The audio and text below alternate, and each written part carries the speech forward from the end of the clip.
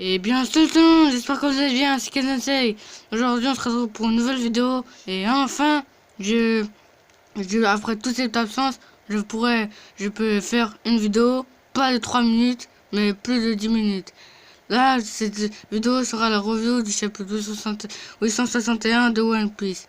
Et je sais, ça a pris beaucoup de temps, mais j'ai dû faire une vidéo pour vous prévenir que je serai un peu absent quelques jours. Mais bon, bref, cette vidéo sera la review du chapitre 861 de One Piece. Mais il n'y aura pas de review de l'épisode 83 et 84 de Dragon Ball Super, tout simplement parce que je n'ai pratiquement rien à dire dessus.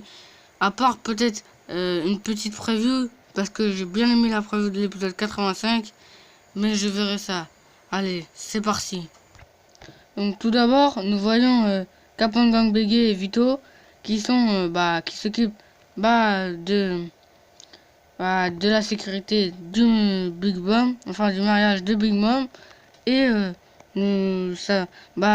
Vito dit qu'il y a beaucoup de gens à la Tea Party. Et ça leur a un problème. Parce que déjà, il y a la porte qui est vivante. Mais en fait, il y a l'un des membres de l'équipage de Kappa Bege. Et ben, il a découpé la partie où elle parle et elle voit. Et en fait, il monte sur sur un grand pont, une espèce de pont, à faire un bonbon par Perospero, sûrement par Perospero, parce que c'est le seul qui a mangé le fruit du démon des bonbons. Et nous avons découvert des personnages nouveaux de la famille de Big Mom. Bon, tout d'abord, nous avons découvert Compote, c'est l'aîné des filles de Big Mom. Et je pense qu'elle a mangé le fruit du démon des fruits. En gros, elle pourrait faire apparaître plein de fraises et imaginer que ces fraises sont tranchantes. Après, j'ai dit ça comme ça, parce qu'Oda, avec des fruits du démon, où on pense qu'ils sont tout pourris, il les rend au contraire un peu cheatés. Ensuite, il y a Daifuku et Oven. Oven, c'est le quatrième fils de la famille Big Mom, enfin de la famille Charlotte plutôt. Et Daifuku, c'est le troisième fils de la famille Charlotte. Bon, Daifuku, il a un peu le crâne chauve et Oven, il a des grands, je sais pas, il a des grands cheveux, je sais pas quoi il pourrait avoir comme fruit du démon. Peut-être un lien avec un fruit du démon de la nourriture dure, je sais pas. Et ensuite, nous avons enfin l'identité de Mother Caramel. Et je l'avais bien dit, ce n'est pas Joël Ribonnet ou tout ce que vous voulez, c'est bien une nouvelle personne. Et comme je dis, je pense que c'est la mère de Big Mom. Elle semble, elle a une cigarette, elle est un peu une tenue, vous savez, des dames qui gardent les enfants. Et elle est assez vieille, mais elle semble pleine d'énergie malgré qu'elle soit vieille. Et je pense peut-être que soit c'est la vraie mère de Big Mom, enfin, quand j'ai dit la vraie mère, un lien de sang, ou soit c'est la mère spirituelle de Big Mom qui l'a gardée pendant son enfance. Ensuite, elle est morte d'un accident ou je ne sais quelle chose, mais c'est sûr, elle est morte. Sinon, elle serait avec Big Mom. Et Big Mom a un entier respect envers Mother Caramel parce que quelqu'un a juste dit je me suis demandé qui est cette personne et Big Mom l'a tué directement en disant que tu tu tu m'empêches de penser à mes souvenirs avec Mother Caramel. Ensuite nous avons les Yonkou de la pègre qui rapportent plein de traits de coffres au trésor sûrement, mais je pense pas qu'il y a que des pièces, sûrement de la nourriture parce que Big Mom elle aime beaucoup la nourriture et il ramène plein de cadeaux. Et nous avons la Tamatebako, c'est le coffre de l'île des hommes poissons qui s'est transmis en génération de la famille royale. Et en fait ils l'ont donné à Big Mom parce que Neptune a décidé de s'en séparer. Et moi, je pense que ce n'est pas le vrai coffre de la Tamatebako. Je pense plutôt que c'est un coffre un peu une copie de la Tama Tobacco, mais à l'intérieur il y aura plein d'explosifs qui se qui que Big Mom se prendra à l'explosion en pleine tronche. Donc je pense que c'est plutôt ça. Et juste au moment où je vous avais dit précédemment au début de la vidéo, la personne au bras avec des missiles, il a un sabre, mais nous n'avons toujours pas découvert son identité. Donc j'aimerais bien savoir son identité, surtout que je pense que c'est le second de l'équipage de l'équipage de Capone Gang Biggie. À part si César, oui, César, il fait vraiment partie de l'équipage parce que je pense que juste César, c'est une alliance pour se débarrasser de Big Mom. Mais si ça échoue, je pense qu'il va rester avec Capone Gang Biggie. Et je pensais pas du tout qu'il avait un sabre parce que je ne pensais pas que les gens de la pègre avaient des sabres. Mais bon, ça c'est une bonne chose que des gens comme ça pourront avoir des sabres. À part Umit, parce que Umit, je sais pas, c'est un peu un navigateur qui, qui traverse les mers avec plein de bateaux, donc il se doit d'avoir des épées. Donc ça me fait plaisir que ce personnage-là ait une épée. Mais je voudrais absolument, peut-être dans les prochains chapitres, enfin dans 2 semaines, parce que la semaine prochaine il n'y a pas de chapitre, et dans 2 semaines, et j'aimerais bien avoir l'identité de ce personnage. Surtout qu'il a tranché facilement la tête de la porte de l'entrée, de l'entrée de la Tea Party. Et ensuite, il y a Capone Gang Biggie qui rentre dans son corps.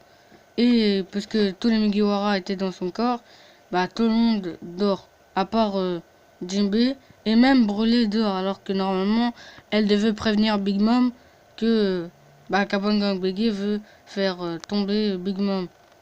Mais ça m'a aussi un peu choqué que les Mugiwara dorment. Alors que normalement, ils devraient plutôt se préparer à intervenir à la Tea Party.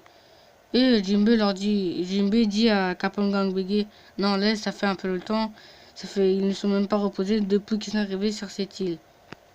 Et ça fait bizarre de voir Capone Gang Biggie avoir un lien avec Jinbe, mais parce que je sais pas s'ils le connaissaient avant l'ellipse, peut-être, ou soit ils ont décidé de renverser Big Mom pendant l'ellipse. Et après, là, le mariage où il y a tous les invités. On peut voir Capone Gang Biggie, une espèce de grenouille, un peu comme dans les animés de Disney.